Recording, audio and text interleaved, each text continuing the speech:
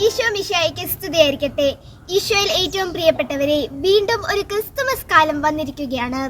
ദേവദൂതൻ അവളോട് പറഞ്ഞു, ഭയപ്പെടേണ്ട, ഇതാ സകല ജനത്തിനും വേണ്ടിയുള്ള വലിയ സന്തോഷത്തിന്റെ സത്വാർത്ത ഞാൻ നിങ്ങളെ അറിയിക്കുന്നു.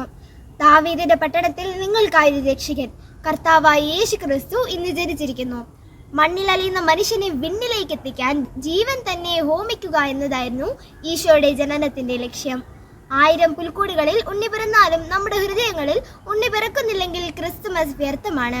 പുൽക്കൂടുകൾ നിർമ്മിക്കുവാനും അതിൽ ഉണ്ണിയെ പ്രതിഷ്ഠിക്കുവാനും നാം ഉത്സാഹിക്കുന്നത് പോലെ നമ്മുടെ ഹൃദയങ്ങളിലും ഉണ്ണി യേശുവിന് ജന്മം നൽകുവാൻ നാം പരിശ്രമിക്കണം. ദൂതൻ അവളുടെ അടുത്ത് വന്ന് പറഞ്ഞു, ദേവകൃപ നിറഞ്ഞവളെ, സ്വസ്തി, കർത്താവ് നിന്നോടുകൂടെ. മംഗളവാർത്ത അവസാനിക്കുന്നത് ഒരു രക്ഷകന്റെ ജനനത്തിലൂടെയല്ല, മറിച്ച് ഓരോ ജനനത്തിലൂടെയും കർത്തവ്യ നിർവഹണത്തിലൂടെയും അത് ഇന്നും തുടരുന്നുണ്ട്. ജീവിതം നാം വിടുന്നതും തഴച്ചു വളരുന്നതും ദൈവത്തിന്റെ കരവേലയാലാണ്.